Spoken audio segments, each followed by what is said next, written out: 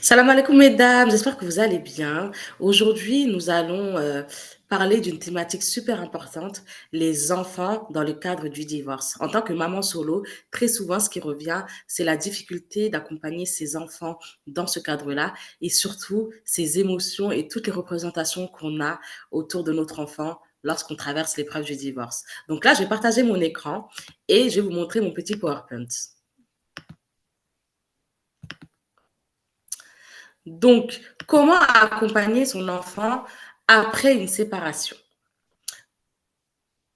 Une séparation, c'est jamais facile. Elle bouleverse nos vies, nos habitudes et celles de nos enfants. En tant que maman, tu fais de ton mieux, mais parfois la douleur prend toute sa place.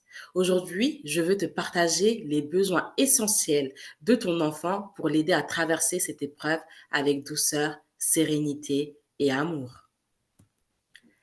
Les besoins de sécurité. Ton enfant a besoin de stabilité avant tout. Garde-le autant que possible ses repères précieux. École, maison familière, entourage bienveillant.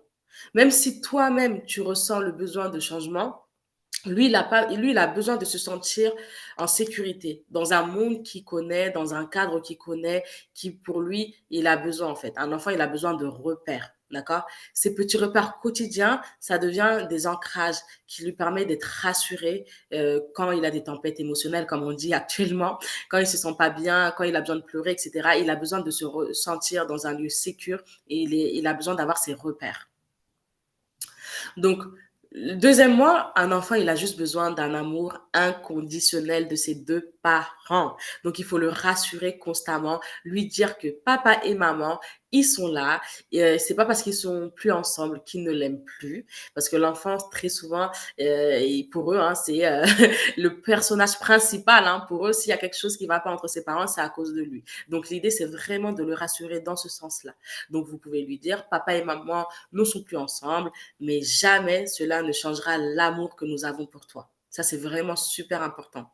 Et surtout, il faut comprendre sa peur, mettre le mot dessus et légitimiser cette peur-là, d'accord? Dans son cœur, il peut naître une inquiétude. S'il ne s'aime plus, par exemple, m'aimeront-ils toujours? Donc vraiment, il faut le rassurer dans ce sens-là. Dites-lui, montrez-lui, répétez-lui tout le temps. Ton amour est inébranlable. Troisièmement, le besoin de routine et de constance. Comme tout à l'heure, on avait parlé des repères, et ben, instaurer des routines, ça permet aussi de sécuriser votre enfant émotionnellement, quoi qu'il arrive à tout âge, d'accord? Donc, vraiment conserver ses habitudes rassurantes. Si l'enfant il a l'habitude de se sentir protégé d'une certaine manière, continuer ces habitudes-là, même si il est plus avec le papa, etc. D'accord? Les enfants se sentent protégés par des rituels familiers qui structurent leur journée. D'accord? Donc, s'il a l'habitude d'aller à telle école, à telle heure, de telle manière, gardez ça au moins pour les débuts. D'accord? Et ensuite, progressivement, vous pouvez instaurer des nouvelles habitudes. Créer de nouvelles traditions. Parce que du coup, comme la structure familiale, elle a changé, ben, on va créer des nouvelles traditions qu'on va mettre en place. Par exemple, si vous avez l'habitude, par exemple, le dimanche de sortir en famille, ben là, ça sera différent. Vous allez sortir avec maman, mais d'une autre manière. Et ça sera des nouvelles habitudes petit à petit. Donc, adapte-toi à ta nouvelle vie en établissant des routines douces et prévisibles. D'accord? Assurer la cohérence. Du coup, l'important, ce n'est pas de tout calquer chez papa et chez maman. Non, l'idée, c'est pas ça parce que papa, il est différent de maman. Donc, il faut juste rester dans une certaine logique, mais voilà, être quand même cohérent. Par exemple, si tous les soirs, il fait ses devoirs d'une telle manière, bah, c'est important que quand il est chez papa aussi, il continue à faire ses devoirs, par exemple. Même si parfois, ça peut être compliqué avec messieurs, mais voilà, essayer de trouver quand même une cohérence. S'il n'a pas le droit à telle chose, d'habitude, quand vous êtes en couple, il n'a pas le droit, bah, du coup, même quand vous êtes séparés, bah, gardez cette règle-là. Ça peut être important pour l'enfant et sa structure et ses repères, comme on le dit depuis le début. Le besoin d'une communication adaptée, d'accord? Donc, chaque enfant, déjà, ils n'ont pas les mêmes compréhensions à un âge. Par exemple, un enfant de 4 ans n'a pas forcément la même compréhension que son copain de 4 ans. Donc, ils se développent tous différemment, ils se développent tous à leur rythme, d'accord? Et surtout, un enfant qui est petit, il va pas avoir besoin de comprendre les mêmes choses qu'un adolescent. D'accord? Donc, vous allez pouvoir adapter votre vocabulaire et votre communication à votre enfant spécifiquement et surtout par rapport à l'âge de votre enfant. D'accord? Donc, Parle-lui avec des mots simples, toujours en fonction de son âge et de sa maturité. Un enfant, par exemple, quand il est petit, vous pouvez lui dire, tu auras deux maisons où tu seras aimé, tu verras papa et maman tel jour et tel jour, dans temps de dodo, et, par exemple.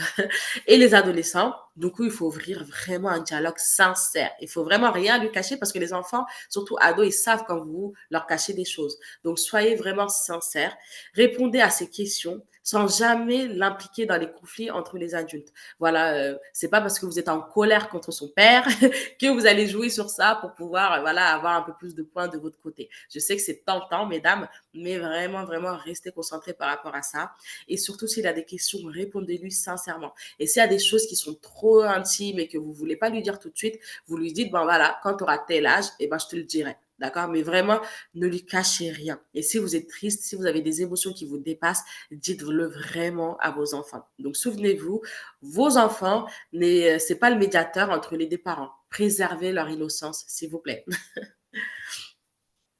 Donc, les enfants aussi ont besoin d'exprimer leurs émotions. Je sais que en tant que maman, bah, en fait, nous-mêmes, on est dans nos propres émotions. On peut être triste, on peut être mal, etc.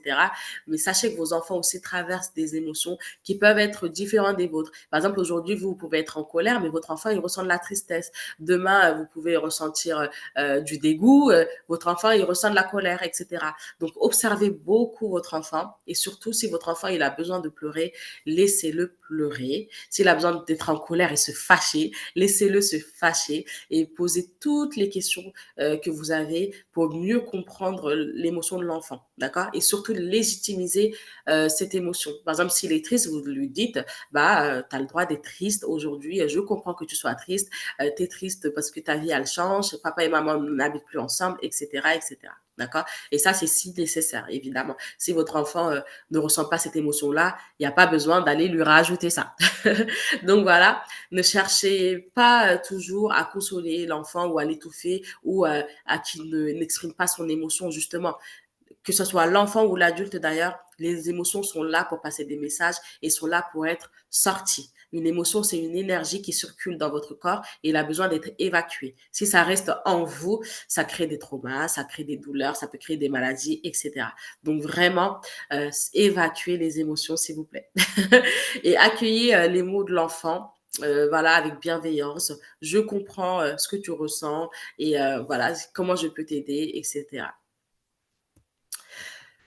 Le besoin de voir ses parents respectueux l'un envers l'autre. Ne critiquez jamais votre ex devant votre enfant, d'accord? Ne parlez pas en mal de lui et encore moins l'insulter devant votre enfant, d'accord? Même si la douleur, elle est immense, il faut respecter parce que lui, pour lui, c'est son parent en fait. Donc voilà, ça peut lui faire du mal s'il vous entend parler du mal de son père, par exemple. Protéger son identité. Quand tu parles en mal de l'autre parent, ben, en fait, son enfant, il entend tu es l'enfant d'une mauvaise personne. Donc, c'est vraiment son identité propre à lui. C'est son père, il porte le nom de son père. Donc, vraiment, n'insultez pas, ne critiquez pas, ne médisez pas, que même dans l'islam, déjà, c'est pas bon. Et surtout dans la structuration de l'enfant, voilà, ne faites pas ça.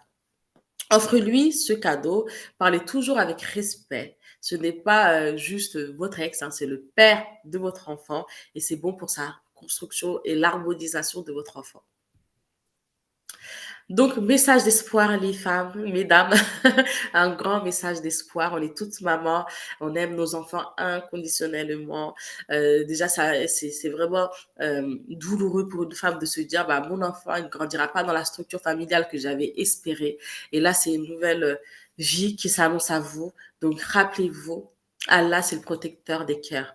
Même si toi, tu souffres aujourd'hui, sache que ton Seigneur t'accompagne et qu'il te donne à toi et à ton enfant la force de traverser cette épreuve. D'accord? Les enfants, ils sont nés, ils ont rien demandé à personne et Allah, s'il a mis cette épreuve dans leur chemin à eux, c'est qu'ils peuvent le surmonter. C'est une épreuve pour vous, mais c'est une épreuve aussi pour votre enfant. Donc, si votre enfant, il doit traverser cette vie-là, c'est qu'il est en capacité de surmonter cette épreuve-là et surtout, en 2025 ou en 2026, là, c'est devenu classique d'avoir des familles recomposées. Ce n'est pas une fin en soi. Votre enfant, il va juste grandir avec des billes différents. Et s'il grandit dans une vie différente, remplie de paix et d'amour, eh ben, il va pouvoir en ressortir grandi et avec une force, en fait, pour la suite de sa vie. Donc, vraiment, prenez le temps d'échanger avec vos enfants. d'accord? Et voilà, ça va lui permettre d'avoir les bases solides pour un amour, pour la patience et on confie le reste à Allah. On n'est jamais seul dans nos épreuves. Voilà, mesdames, c'est terminé pour cette petite présentation. J'attends votre retour. J'attends votre retour en DM pour me dire ce que vous avez pensé, s'il y a des choses auxquelles vous avez pensé, des choses auxquelles vous n'avez pas forcément pensé, des choses qui vous interrogent ou des choses même où vous n'êtes pas d'accord. L'idée, c'est d'échanger et de faire d'autres ressources pour vous, Inch'Allah. Qu'Allah nous facilite.